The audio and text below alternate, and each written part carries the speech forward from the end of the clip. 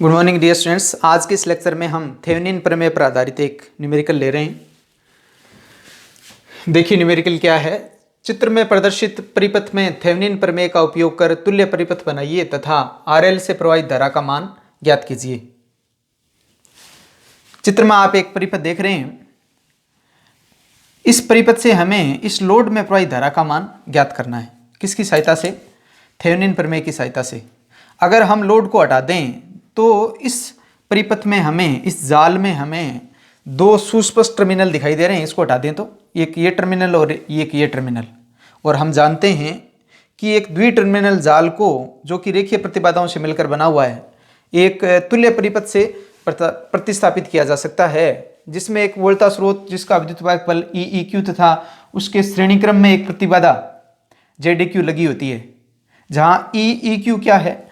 टर्मिनलों को ओपन रखते हुए टर्मिनलों के मध्य मापित वोल्टा होती है, तथा ZEQ क्या होता है?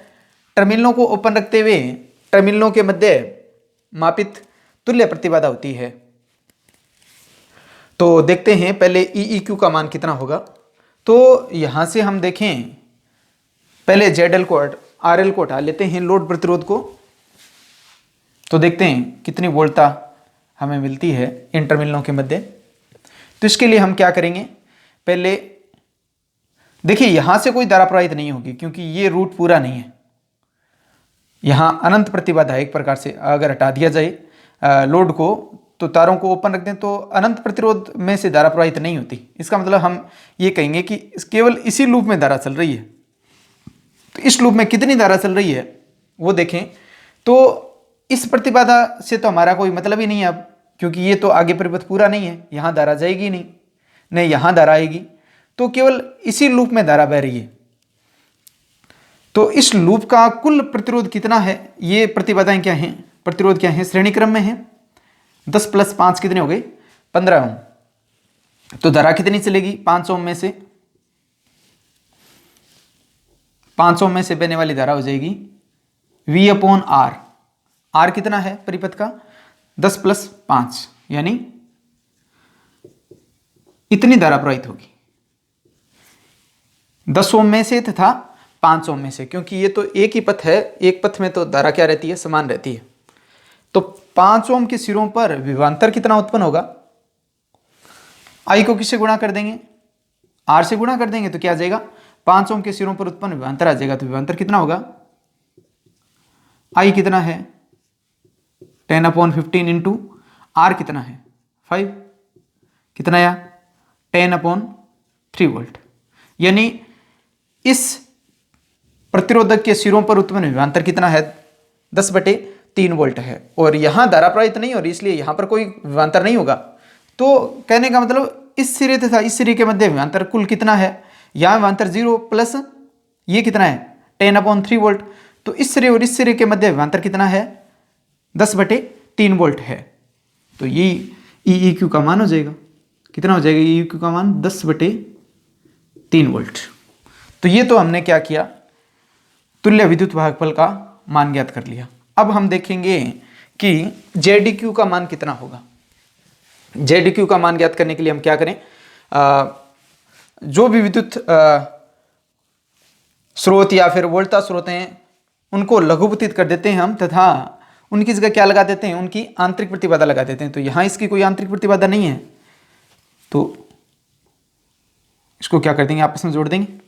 तो अब देखिए कि इन सिरों के मध्य कुल प्रतिरोध है वो, कुल प्रतिबाधा है वो कितनी है। तो देखिए ये और ये कौन सा क्रम है? ये और ये है समांतर क्रम। तो इसका तुल्य प्रतिरोध कितना होगा? इसका और इसका। फिर देखिए ये जब एक प्रतिरोध बन जाएगा और ये दूसरा प्रतिरोध है, वो आपस में क्या आ जाएंगे? श्रेणी क्रम में आ जाएंगे। तो पहले देख लेते हैं इसका कितना है तुल्य प्रतिरोध। कितना हो जाएगा समांतर क्रम का तुल्य प्रतिरोध? 10 × 5/10 + 5। ये हो गया इसका तुल्य प्रतिरोध, इन दोनों का 50/15। और ये जब एक बन गया प्रतिरोध तो ये इसके साथ क्या है? श्रेणी क्रम में है। तो कुल प्रतिरोध कितना आ जाएगा, जिसको हम क्या करें? ZEQ कह रहे हैं। 10/15 50/15, तो ये कितना आ गया 150 + 50/15, 200/15। तो ये आई तुल्य प्रतिबाधा। तो इसको काटा भी जा सकता है 5 से, कितना आ जाएगा, ये 40 रह जाएगा और ये यहाँ आ जाएगा, 5 से काटें तो 3, तो ये कितना आया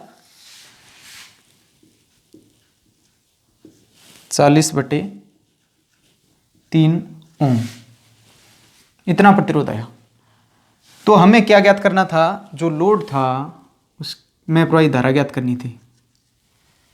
लोड था कितना 20 ओम का था, तो इसमें प्रवाहित धारा ज्ञात करनी है।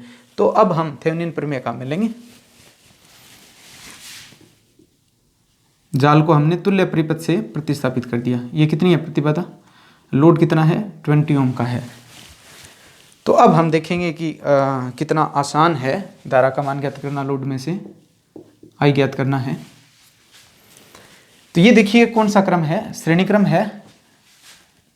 तो तुल्य प्रतिरोध कितना आ गया 40/3 + 20, तो ये हो गया 3 LCM आया, 40 + 60 यानी 100/3, ये आर है अपना।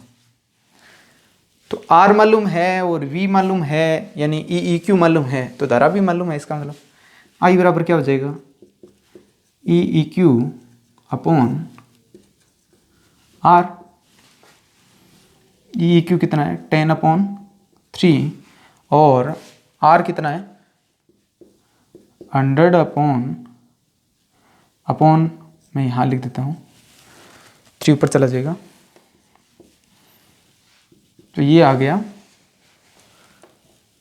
इसको इससे काट दें तो ये आ गया 0.1 एम्पियर। तो इस प्रकार हम जटिल जाल को सरल जाल में परिवर्तित करके लोड से आसानी से थेवेनिन प्रमेय की सहायता से धारा है वो ज्ञात कर सकते हैं।